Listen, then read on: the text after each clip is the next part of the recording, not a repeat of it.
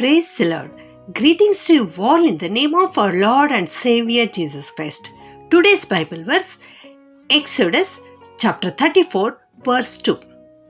Be ready in the morning and then come up on Mount Sinai. Present yourself to me there on top of the mountain. ವಿಮೋಚನಕಾಂಡ 34ನೇ ಅಧ್ಯಾಯ 2ನೇ ವಚನ. ಬೆಳಿಗ್ಗೆ ನೀನು ಸಿದ್ಧವಾಗಿದ್ದು ಸೀನಾಯಿ ಬೆಟ್ಟವನ್ನು ಹತ್ತಿ ಅಲ್ಲಿ ಬೆಟ್ಟದ ತುದಿಯ ಮೇಲೆ ನನ್ನ ಸನ್ನಿಧಿಯಲ್ಲಿ ನಿಂತಿರಬೇಕು. ಈ ಮಾತನ್ನು ದೇವರು ಮೋಶೆಗೆ ಹೇಳ್ತಾ ಇದ್ದಾರೆ. ಅಂದು ಸೀನಾಯಿ ಬೆಟ್ಟಕ್ಕೆ ಬೆಳಗಿನ ಜಾವದಲ್ಲಿ ನೀನು ಬಂದು ನನ್ನ ಹತ್ತಿರ ನಿಂತುಕೊಳ್ಳಬೇಕು, ನನ್ನ ಸನ್ನಿಧಿಯಲ್ಲಿ ನಿಂತುಕೊಳ್ಳಬೇಕು ಎಂಬುದಾಗಿ ದೇವರಲ್ಲಿ ಆಜ್ಞಾಪಿಸ್ತಾ ಇದ್ದಾರೆ ಪ್ರಿಯರೇ. ಹೌದು, ಇದೇ ಮಾತನ್ನು ದೇವರು ಇವತ್ತು ನನಗೂ ನಿನಗೂ ಕೂಡ ಹೇಳ್ತಾ ಇದ್ದಾರೆ. ಪ್ರತಿದಿನ ಬೆಳಗಿನ ಜಾವದಲ್ಲಿ ನಾವು ನಮ್ಮ ತಂದೆಯಾದ ದೇವರ ಸನ್ನಿಧಿಯಲ್ಲಿ ನಿಂತಿರಬೇಕು ಪ್ರಿಯರೇ. ಏತಕ್ಕೋಸ್ಕರ ನಿಂತಿರಬೇಕೆಂದರೆ ಪ್ರಾರ್ಥನೆ ಮಾಡುವುದಕ್ಕಾಗಿ ನಮ್ಮ ತಂದೆಯಾದ ದೇವರ ಸನ್ನಿಧಿಯಲ್ಲಿ ನಾವು ಕಾಣಿಸಿಕೊಳ್ಳಬೇಕು ಪ್ರಿಯರೇ. ಈ ಪ್ರಾರ್ಥನೆ ಅಂದರೇನು? ಪ್ರಾರ್ಥನೆ ದೇವರೊಂದಿಗೆ ಐಕ್ಯತೆಯನ್ನು ಹೊಂದಿಕೊಳ್ಳುವಂತಹ ಒಂದು ಸಾಧನವಾಗಿದೆ. ಈ ಪ್ರಾರ್ಥನೆ ಮಾಡುವಂತಹ ಸಂದರ್ಭದಲ್ಲಿ ನಾವು ದೇವರೊಂದಿಗೆ ಆಳವಾದ ಸಂಬಂಧವನ್ನು ಪಡೆದುಕೊಳ್ಳುತ್ತೇವೆ, ದೇವರೊಂದಿಗೆ ಗಾಢವಾದ ಸಂಬಂಧವನ್ನು ಪಡೆದುಕೊಳ್ಳುತ್ತೇವೆ. ಪ್ರಾರ್ಥನೆ ಮಾಡುವಂತಹ ಸಂದರ್ಭದಲ್ಲಿ ನಾವು ದೇವ ಪ್ರಸನ್ನತೆಯನ್ನು ಹೊಂದಿಕೊಳ್ಳುತ್ತೇವೆ. ಪ್ರಾರ್ಥನೆ ಮಾಡುವಾಗ ದೇವರ ಮಹಿಮೆ ಇಳಿದು ಬರುತ್ತದೆ ಪ್ರಿಯರೇ. ಹೌದು, ಪ್ರಾರ್ಥನೆ ಮಾಡುವಂತಹ ಸಂದರ್ಭದಲ್ಲಿ ತಂದೆಯ ಸಮ್ಮುಖದಲ್ಲಿ ಸಂತೋಷಿಸಲಿಕ್ಕೆ ಸಾಧ್ಯವಾಗುತ್ತದೆ.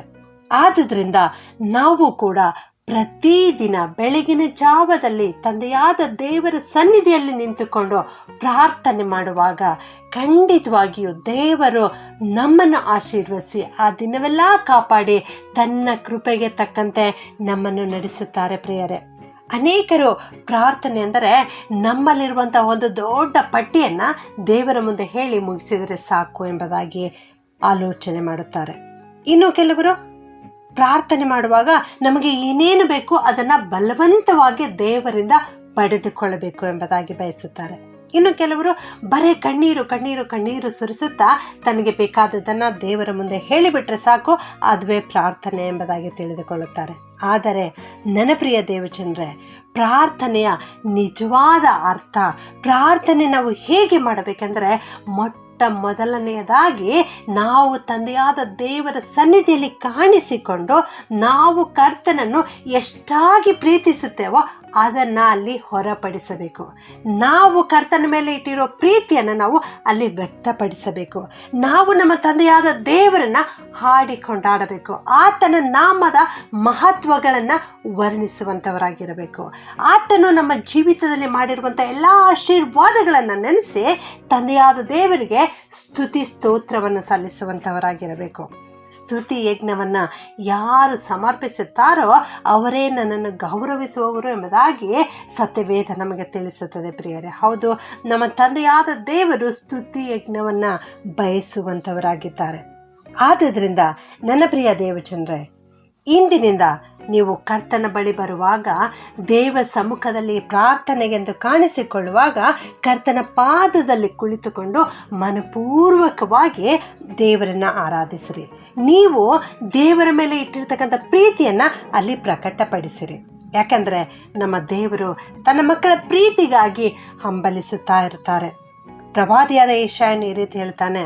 ಯೆಶಾಯ 54ರಲ್ಲಿ, ಬೆಳಗು ನನ್ನನ್ನು ಎಚ್ಚರಿಸಿ ಶಿಕ್ಷಿತರಂತೆ ನಾನು ಕೇಳುವ ಹಾಗೆ ನನ್ನ ಕಿವಿಗಳನ್ನು ಜಾಗರಗೊಳಿಸುತ್ತಾನೆ ಎಂಬುದಾಗಿ. ಇಲ್ಲಿ ಮೋಶೆಗೆ ಕರ್ತನು ಸೀನಾಯಿ ಬೆಟ್ಟದಲ್ಲಿ ನನ್ನ ಸಮ್ಮುಖದಲ್ಲಿ ಕಾಣಿಸಿಕೋ ಎಂಬುದಾಗಿ ಹೇಳಿರ್ತಕ್ಕಂಥ ಮಾತನ್ನು ನಾವು ಕೂಡ ಜ್ಞಾಪಿಸಿಕೊಂಡು ಪ್ರತಿನಿತ್ಯ ಕರ್ತನ ಬಳಿಗೆ ಬೆಳಗಿನ ಜಾವದಲ್ಲಿ ಸಿದ್ಧವಾಗಿದ್ದುಕೊಂಡು ದೇವರ ಸಮ್ಮುಖದಲ್ಲಿ ಕಾಣಿಸಿಕೊಳ್ಳೋಣ, ದೇವರಿಗೆ ಪ್ರಾರ್ಥನೆ ಮಾಡೋಣ. ಯಾಕೋಬ 4:8 ದೇವರ ವಾಕ್ಯ ಈ ರೀತಿ ಹೇಳುತ್ತದೆ, ನೀವು ಪ್ರಾರ್ಥನೆಯ ಮೂಲಕವಾಗಿ ದೇವರ ಬಳಿಗೆ ಬರುವಾಗ ನಿಶ್ಚಯವಾಗಿ ಆತನು ನಿನ್ನ ಸಮೀಪಕ್ಕೆ ಬರುವನು ಎಂಬುದಾಗಿ. ಹೌದು, ನೀವು ದೇವರ ಸಮೀಪಕ್ಕೆ ಬಂದು ಆತನ ಸಮ್ಮುಖದಲ್ಲಿ ಕಾಣಿಸಿಕೊಂಡು ನಿನಗೆ ಬೇಕಾದದ್ದನ್ನು ಹೇಳುವುದಕ್ಕಿಂತ ಮುಂಚಿತವಾಗಿ ದೇವರ ಪ್ರೀತಿಯನ್ನು ವರ್ಣಿಸಿ ಹೇಳಿ ನಂತರದಲ್ಲಿ ನಿನಗೆ ಬೇಕಾದದ್ದನ್ನು ದೇವರಿಗೆ ತಿಳಿಸಿಕೊಡು. ಖಂಡಿತವಾಗಿಯೂ ದೇವರು ನಿನ್ನನ್ನು ಆಶೀರ್ವದಿಸುತ್ತಾರೆ ಮತ್ತು ನೀನು ದೇವರೊಂದಿಗೆ ಆಳವಾದ ಐಕ್ಯತೆಯನ್ನು ಪಡೆದುಕೊಳ್ಳಲಿಕ್ಕೆ ಸಾಧ್ಯವಾಗುತ್ತದೆ. ಪ್ರಾರ್ಥನೆ ಮಾಡಿಕೊಳ್ಳೋಣ. ಪ್ರೀತಿಯ ಪರಲೋಕದ ತಂದೆಯಾದ ದೇವರೇ, ನಿನಗೆ ಸ್ತೋತ್ರ ಉಂಟಾಗಲಿ ಕರ್ತನೆ. ನೀನು ಇವತ್ತು ಕೊಟ್ಟಿರ್ತಕ್ಕಂಥ ಉತ್ತಮವಾದ ವಾಕ್ಯಕ್ಕೋಸ್ಕರ ವಂದಿಸ್ತೇವೆ ಸ್ವಾಮಿ. ಅಪ್ಪ, ಬೆಳಿಗ್ಗೆ ನೀನು ಸಿದ್ಧವಾಗಿದ್ದು ನನ್ನ ಬಳಿ ಬಾ ಎಂಬುದಾಗಿ ಅಂದು ಮೋಶೆಗೆ ಹೇಳಿದ ಹಾಗೆ ದೇವ, ಇವತ್ತು ನಮ್ಮೆಲ್ಲರಿಗೆ ಹೇಳ್ತಾ ಇದ್ದೀರಿ ದೇವ. ನಿನಗೆ ಸ್ತೋತ್ರಪ್ಪ. ನಿನ್ನ ವಾಕ್ಯದ ಮೂಲಕವಾಗಿ ನಮ್ಮೊಟ್ಟಿಗೆ ಮಾತನಾಡಿದ್ದೀರಿ ತಂದೆಯೇ. ಆದುದರಿಂದ ನಿಮ್ಮನ್ನು ಕೊಂಡಾಡ್ತೇವೆ ಸ್ವಾಮಿ. ಅಪ್ಪ, ನೀನು ನಿಜವಾದ ದೇವರಪ್ಪ, ಸತ್ಯವಾದ ದೇವರು, ನೀನು ಕರುಣಾಮಯಿಯಾದ ದೇವರು, ನೀನು ಸರ್ವಶಕ್ತನಾದ ದೇವರಪ್ಪ. ಆದುದರಿಂದ ನಿನ್ನನ್ನು ಕೊಂಡಾಡ್ತೇವೆ ಕರ್ತನೆ. ಅಪ್ಪ, ನೀನು ನಮ್ಮ ಮೇಲೆ ಅಪಾರವಾದ ಪ್ರೀತಿಯನ್ನು ಇಟ್ಟಿದ್ದೀರಿ ತಂದೆ. ಅದಕ್ಕಾಗಿ ಸ್ತುತಿ ಸ್ತೋತ್ರವನ್ನು ಸಲ್ಲಿಸ್ತೇವಪ್ಪ. ನಮ್ಮನ್ನು ನಿನ್ನ ಮಕ್ಕಳನ್ನಾಗಿ ಮಾಡಿಕೊಂಡಿದ್ದೇವ. ಆದುದರಿಂದ ನಿಮ್ಮನ್ನು ಕೊಂಡಾಡ್ತೇವೆ ಕರ್ತನೆ. ಇಂದು ನಿನ್ನ ಸನ್ನಿಧಾನಕ್ಕೆ ಬಂದಿರುವಂತಹ ಪ್ರತಿಯೊಬ್ಬೊಬ್ಬರನ್ನ ವಿಶೇಷವಾದಂಥ ರೀತಿಯಲ್ಲಿ ಆಶೀರ್ವಾದ ಮಾಡಕರ್ತಾನೆ. ಅಪ್ಪ, ನಾವೆಲ್ಲರೂ ಪ್ರತಿದಿನ ಬೆಳಿಗ್ಗೆ ನಿನ್ನ ಪಾದದಲ್ಲಿ ಬಂದು ನಿಮ್ಮೊಡನೆ ಐಕ್ಯತೆಯನ್ನು ಪಡೆದುಕೊಳ್ಳಲಿಕ್ಕೆ, ನಿಮ್ಮನ್ನು ಹಾಡಿಕೊಂಡಾಡಲಿಕ್ಕಾಗುವಂತೆ ನಿನ್ನ ಮೇಲೆ ನಾವು ಇಟ್ಟಿರೋ ಪ್ರೀತಿಯನ್ನು ವ್ಯಕ್ತಪಡಿಸಲಿಕ್ಕೆ ನಮಗೆ ಕೃಪೆ ಮಾಡಿ ನಡೆಸಬೇಕಾಗಿ ಈ ಪ್ರಾರ್ಥನೆಯನ್ನು ಯೇಸುವಿನ ನಾಮದಲ್ಲಿ ಬೇಡುತ್ತೇನೆ ತಂದೆಯೇ. ಆಮೇಲೆ